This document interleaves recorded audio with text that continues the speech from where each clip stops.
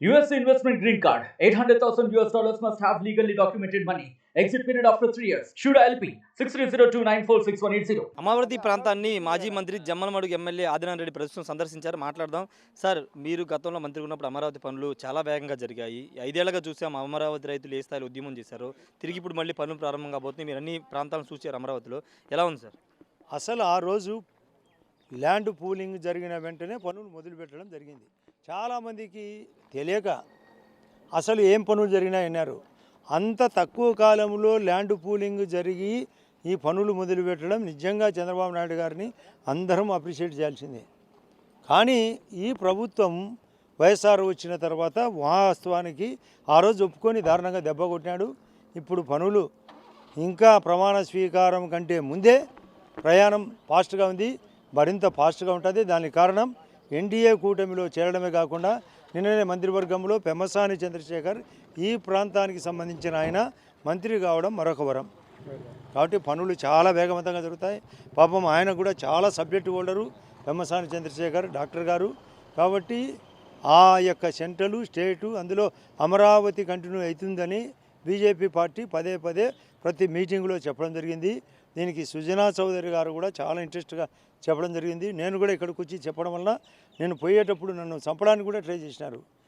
వాళ్ళకే రాజకీయ సమాధి కూడా జరిగింది. పనులు వేగవంతంగా జరగడమే కాకుండా నేను వీళ్ళ తరఫున చెప్తున్నా, ఈ రాష్ట్ర ప్రభుత్వం కేంద్ర ప్రభుత్వం కూడా వీళ్ళ యొక్క అన్ని హక్కులు కాపాడాల.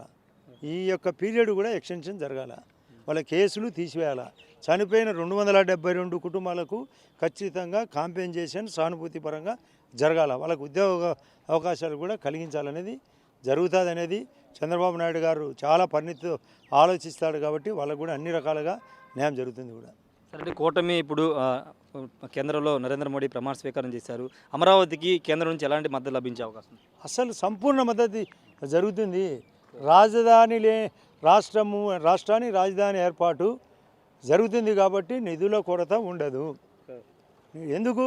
సెంట్రల్లో సపోర్ట్ ఉంది. స్పెషల్ ప్యాకేజీ కింద అమరావతికి ఇస్తారు. ఇక్కడ మెట్రో కూడా రాబోతుంది. ఎక్కడి నుంచి గుంటూరు టు విజయవాడ వయా ఇక్కడే కాబట్టి అది కాకుండా రింగ్ రోడ్డు కూడా ఏర్పడుతుంది.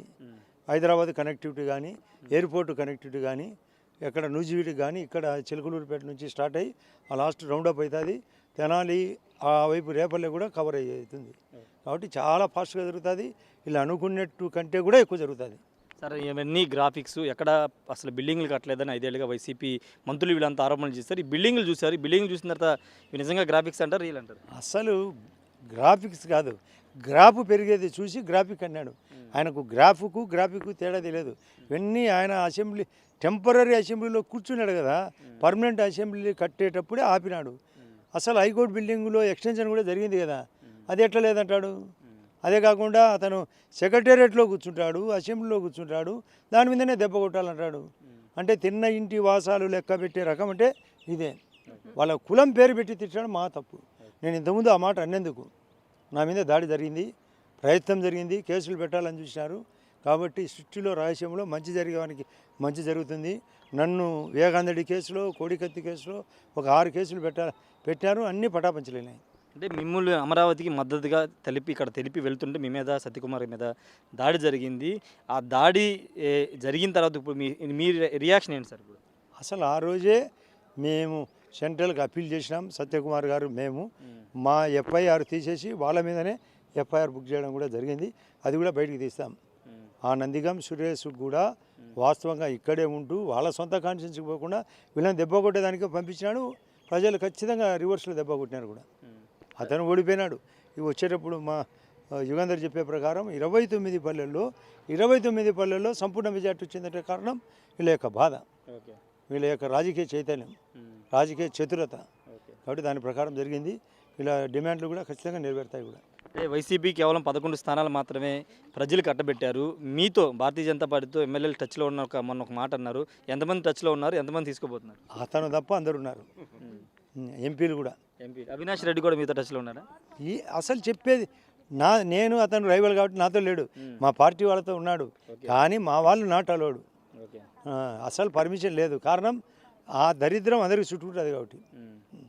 11 మంది అంటే వాళ్ళు టాక్స్ ఏమైనా నడుస్తున్నాయి సార్? 11 మంది అంటే మళ్ళీ చెప్తున్నాను, ఒకరిని తీసేయాలా? 11 - 1 ఆయన డమ్మీ చీఫ్ మినిస్టరు, ఆయన పోను మిగతా అందరూ ఉన్నారు. కారణం వాళ్ళు చేసిన తప్పులు ఇప్పటికే మీరు స్టేట్మెంట్ చూసింటారు. నిన్న కాడసాని రాంభూపాల్ ఒక స్టేట్మెంట్ ఇచ్చినాడు. అసలు ల్యాండ్ టైటిలింగ్ యాక్ట్ ఇవ్వడము, మాట వినకపోవడము, ఎవరికి అపాయింట్మెంట్ ఇవ్వకపోవడము, ఆ అప్పీలుకు కూడా ఛాన్స్ లేని విధంగా ప్రవర్తించినాడు. మళ్ళీ పోతూ లండన్కి పోతూ పోలింగ్ తర్వాత 4 రోజులకు 151 ప్లస్ సీట్లు ప్లస్ 22 ఎంపీలు ప్లస్ సీట్లు అని వచ్చినాయి. ప్లస్ ఆరామ స్థానం లాంటి వాళ్ళు చెప్పినారు, ఆనందపడినారు. ఏదో తత్కాల ఆనందము పటాపంచలైంది, చివరికి అధోగతి అయింది. ధనంజయ రెడ్డి లాంటి వాళ్ళ వల్లే మేము ఓడిపోయాము, అసలు ముఖ్యమంత్రిని కలవనివ్వలేదు అని మొన్న జక్కంపూడి రాజా గారిని చాలామంది మాట్లాడుతున్నారు. నిన్న కేతిరెడ్డి వెంకటరామరెడ్డి కూడా మాట్లాడు. మీరు ఎలా చూస్తారు? అసలు ధనంజయ రెడ్డి ఒకడు ఇతనే వద్దని చెప్పినది, మళ్ళీ ఏదో ఆడలేక మధ్యలో కూడా అని. అసలు అతని యొక్క దరిద్రం, అతను రాజు కరెక్ట్గా ఉన్నట్టు ఇది జరగదు. రాజే దారుణమైన క్యారెక్టరు ధనంజయ రెడ్డి. అందులో ఒక పార్ట్, ఇక్కడ సిఆర్డిఏ కమిషనర్ కూడా మరొక పార్టు, ఇట్లా అందరూ పార్ట్లు. కారణం అతనే సెలెక్ట్ చేసుకొని ఆఫీసులను క్యారెక్టర్లెస్ వాళ్ళందరినీ వేసుకోవడం వల్లే ఇది విధంగా జరిగింది. గతంలో మీరు చంద్రబాబు క్యాబినెట్లో పనిచేశారు, ఇప్పుడు క్యాబినెట్ కూర్పు జరగబోతుంది, భారతీయ జనతా పార్టీ కూడా క్యాబినెట్లోకి రాబోతుంది, ఆదినారాయణ రెడ్డి మరోసారి క్యాబినెట్లోకి రాబోతున్నారండి.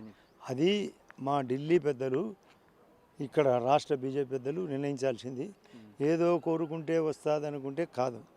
నిన్ననే గమనించింటారు, శ్రీనివాస వర్మ మొట్టమొదటిసారి ఏ పద్ధతి ఏ పరివి లేకుండా డైరెక్ట్గా సెలెక్ట్ అయ్యాడు. కాబట్టి మా ఢిల్లీ పెద్దలు ఆచితూచి చేస్తారు. కాబట్టి ఈ ప్రశ్నకు వాళ్ళ యొక్క నిర్ణయం, వాళ్ళని అడిగితే తెలుస్తుంది. అంటే పోటీ చేసిన 10 స్థానాలు 8 స్థానాలు మీరు గెలిచారు, ఎన్ని మంది పదవులు ఆశిస్తున్నారు? అది కూడా మా వాళ్ళు ఎన్ని అడిగితే అన్ని. ఇక్కడ కూడా చంద్రబాబు నాయుడు గారు కూడా కూటమిలో కాబట్టి మాకు స్థానాలు ఎక్కువ ఇస్తే మేము కూడా ఫైట్ చేస్తాం. కాబట్టి అక్కడ ఢిల్లీలో అవసరం ఉంది కాబట్టి ఆయన అడిగినన్ని ఇచ్చేదానికి ఆయన సిద్ధంగా ఉన్నట్లు నాకు తెలుసు. Thank you sir. మొత్తంగా ఖచ్చితంగా అమరావతి ఉద్యమానికి సంబంధించి చాలా పోరాటం చేశారు. అమరావతి రాజధాని, ప్రపంచ స్థాయి రాజధాని నిర్మాణం చేస్తే జగన్ దాన్ని చేయని అడ్డుకున్నారు. రైతులు ఒక స్ఫూర్తి నింపారని చెప్తున్నారు. గతంలో తన మీద సత్యకుమార్ మీద దాడి చేసే ప్రయత్నం చేశారు, చంపే ప్రయత్నం చేశారని చెప్తున్నారు. వాళ్ళందరి మీద ఇప్పుడు కేసులు నమోదయ్యాయని ఆదినారాయణ రెడ్డి చెప్తున్నారు. 11 మందిలో ఒక జగన్మోహన్ రెడ్డి మినహాయించి 10 మంది తమకు బీజేపీకి టచ్లో ఉన్నారు, కానీ మేము మాత్రం తీసుకోవట్లేదని చెప్తున్నారు. ఎంపీ అవినాష్ రెడ్డి కూడా మాతో టచ్లో ఉన్నాడు, పార్టీలో రావాలని ఆశిస్తున్నాడు, కానీ మేము తీసుకోవట్లేదని ఆదినారాయణ చెప్తున్నారు. మంత్రి పదవికి సంబంధించి అది కేంద్ర అధిష్టానం నుంచి రావాల్సి ఉంటుంది. అక్కడ నిర్ణయం ప్రకారం ఇక్కడ రాష్ట్ర పార్టీ నిర్ణయం తీసుకుంటుంది కాబట్టి అది కేంద్ర పరిధిలో ఉన్న అంశమని ఆదినారాయణ చెప్తున్నారు. Camera person Prasad, Rajasekhar TV, Amaravati ప్రాంతం నుండి. మరిన్ని వీడియోస్ కోసం ఛానల్ ని సబ్స్క్రైబ్ చేయండి, లేటెస్ట్ అప్డేట్స్ కోసం వాట్సాప్ ఛానల్ ని ఫాలో చేయండి, అండ్ లింక్ డిస్క్రిప్షన్ లో ఉంది.